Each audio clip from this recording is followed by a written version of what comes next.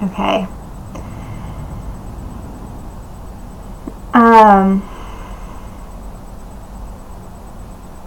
Today we're on page 10 of A Course in Miracles, Wholeness and Spirit. We'll be on paragraph 3, I guess, technically. 2, 3. So, yeah.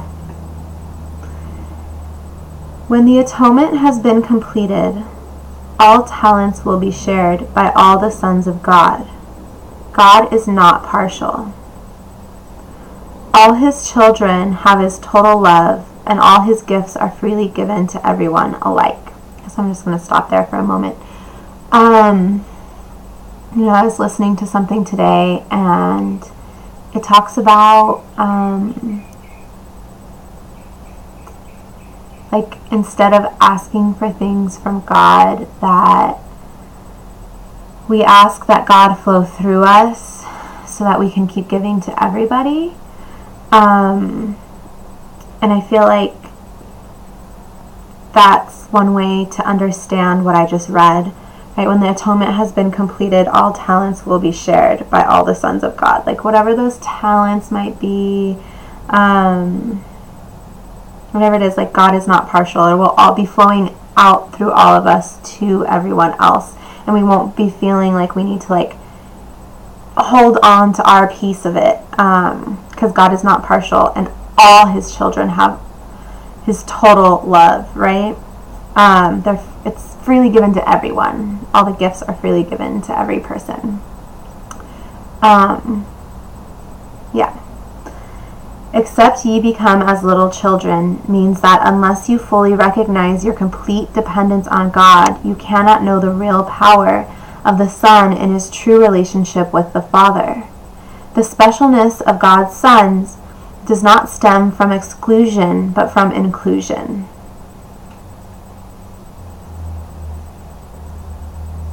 All my brothers are special. So kind of that same train of thought where I don't get to keep anything by thinking it's mine to keep.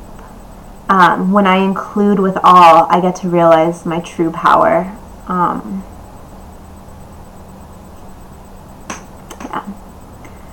If they believe they are deprived of anything, their perception becomes distorted. When this occurs, the whole family of God or the sonship is impaired in its relationships. Right now I'm kind of understanding that as when this occurs, the whole family of God or the sonship is impaired in its relationships. So what popped into my head as I was reading that was so does everyone always have to be on the same page for it to work out, for God's love to be there? And I know later in the book it talks about whoever is saner at the time just needs to bring God in, basically, right? Or turn it over to God. So how I'm understanding this now, or how it's popping into my head now, is that if I'm not a presence of God, wherever I go, I'm going to be interacting, my relationships will be impaired. But when I am in the presence of God, when I realize that I am the child of God, then every relationship that I go through will be whole and God-centered and divine. And so I guess that's it for that paragraph, and thanks for joining me, and I'll see you soon.